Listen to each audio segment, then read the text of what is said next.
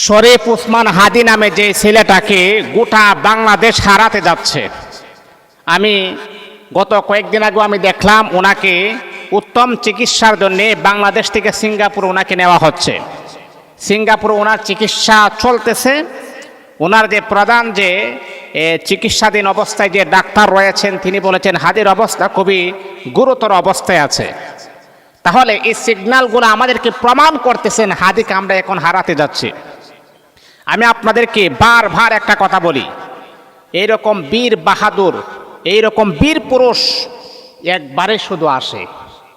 এই যে আমাদের ইয়াং জেনারেশন, ইয়াং পিপল আমরা যারা আছি, এইরকম সাহসী কণ্ঠ উসমান হাদির মতো, শরীফ উসমান হাদির মতো এইরকম সাহসী কণ্ঠ আর কখন আমরা দেখতে পারবো না।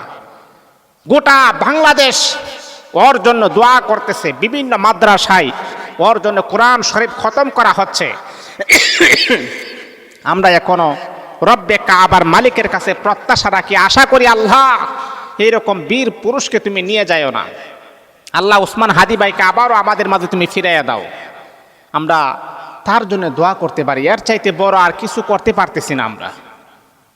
কারণ আমরা এটা বিশ্বাস করি, আমরা এমন এক রবের দাসত্ব করি, এমন এক রবের গোলামি করি যে রব অসম্ভবকে সম্ভব করার ক্ষমতা যিনি রাখেন তিনি হচ্ছে আমার আপনার রব, আমার আল্লাহ। যেমন আল্লাহ ইব্রাহিম আলাইহিস সালাতু ওয়াস সালামের বয়স ছিল 120 বছর অথবা 97 বছর। ওই সময় মেডিকেল সায়েন্স, যদি আপনি মেডিকেল সায়েন্সকে জিজ্ঞাসা করেন তারা বলে ওই সময় একটা পুরুষ সন্তান হওয়ার মতো যে রকম দারুণ ক্ষমতা তার ভিতরে থাকার কথা, যেরকম সেক্সুয়াল বাপ তার ভিতরে থাকার কথা, এরকম বাপ তার ভিতরে নাই। কিন্তু ওই সময় আপনি ইব্রাহিম আলাইহিস সালাতু ওয়াস সালামকে সন্তান দিয়েছিলেন, এর মানে প্রমাণ করে বিজ্ঞান একদিকে, আমার আল্লাহর ক্ষমতা হচ্ছে আরেক দিকে। আল্লাহ এখন আমরা দেখতেছি আমাদের বীর পুরুষ উসমান হাদি ভাইকে মেডিকেল থিওরিতে বলতেছে সে নাকি আর বাঁচবে না। আল্লাহ তুমি তোমার ক্ষমতার গুণে, তুমি তোমার পাওয়ারের গুণে আবারও আমরা উসমান হাদি বীর পুরুষকে আমাদের মাঠে আমরা দেখতে চাই। এরকম প্রত্যাশা আমরা এখনো রাখি, আমরা এখনো হারাই না। হারানোর কথা আমাদের মাথায় এখনো আসেই নেই। বাবারি আমি আবারও বলছি, দেখেন আমাদের গোটা বাংলাদেশের ভিতরে রাজনীতিবিদ অনেকেই আছেন। কেউ আওয়ামী লীগ করেন, কেউ বিএনপি করেন, কেউ জামাত করেন, কেউ হেফাজত করেন, কেউ চোরমুনাই করেন, কেউ জাসদ বাসদ, বিভিন্ন লীগ আপনারা করতে পারেন। কিন্তু আমার সবচাইতে দুঃখের বিষয় হচ্ছে এটা, আমার সাথে যদি আপনার মিল না হয় তাহলে আপনি আমাকে দিনে দুপুরে শুট করে মেরে ফেলবেন, এই শিক্ষাটা আপনাকে কে দিয়েছে? আমার মন মানসিকতার সাথে আপনার মন মানসিকতা না মিললেই, আপনার দলের সাথে আমার দলের মিল নাই, আমি একটা দল করতে পারি স্বাভাবিক, আপনি আরেকটা দল করতে পারেন স্বাভাবিক। এই জন্য আপনার দল যে সঠিক আর আমার দল আমার কাছে সঠিক, এটা নিয়ে যদি আপনাদের কাছে এতটাই নিন্দনীয় হয় তাহলে তো আমি বলবো যে বাবা আমাদের দেশের বাংলাদেশের রাজনীতিটা এতটাই নিকৃষ্ট হয়ে গেছে, রাজনীতি এটা হতে ফেট নীতি হয়ে গেছে এখন। উসমান হাদি তার অপরাধটা কি ছিল? তার অপরাধ ছিল একটাই, সে ইসলামের কথা বলতো, তার কথার ভিতরে ইসলামের গন্ধ পাওয়া যায়, তার কথার ভিতরে কোরআনের গন্ধ পাওয়া যায়, তার কথার ভিতরে রাসূলের আদর্শ তালাশ করে পাওয়া যায়। সে ইনসাফ প্রতিষ্ঠা করার জন্য সে রাজনীতির মাঠে নেমেছেন। আর আপনারা ইনসাফের মাঝে আপনারা গুলি করে দিয়েছেন। আহা, এই কাজটা আপনারা ভালো করেন নাই।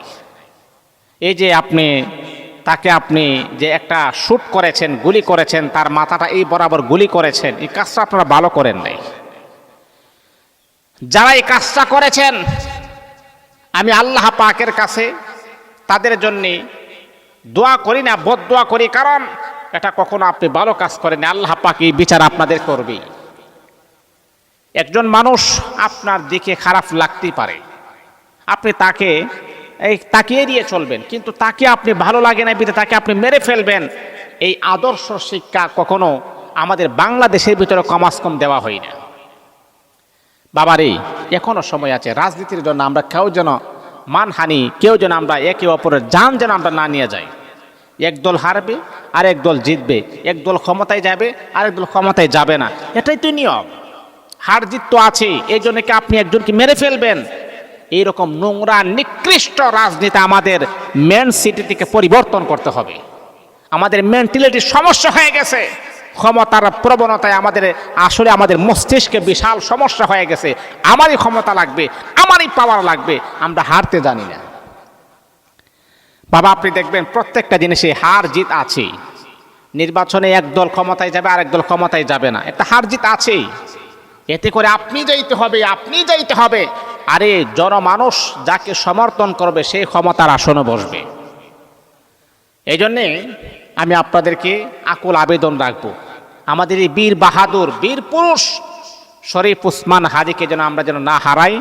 আমরা এখনো তার জন্য দোয়া করতেছি, প্রত্যেকটা নামাজের পরে তার জন্য দোয়া হয়, বিভিন্ন মাদ্রাসা থেকে তার জন্য দোয়া হয়। ওসমান হাদি আল্লাহ পাক যেন তাকে আরো সুস্থতার নিয়ামত যেন দান করে দেন।